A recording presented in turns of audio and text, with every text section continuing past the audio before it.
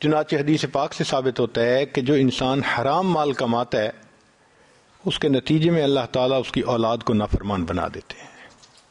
ہم آنکھوں کے سامنے مثالیں دیکھ سکتے ہیں، کتنے لوگ حرام کماتے ہیں اور ان کی اولادیں ان کے سامنے نافرمانی کرتی ہیں، پھر کہتے ہیں جی پتہ نہیں بچے افلاطون بن گئے ہیں، ہماری تو سنتا نہیں مانتا نہیں۔ بھئی تم اللہ کی نہیں سنتے اور مانتے، اولاد تمہاری کیسے سنے اور مانے گی؟ تو یقین ہو جانا۔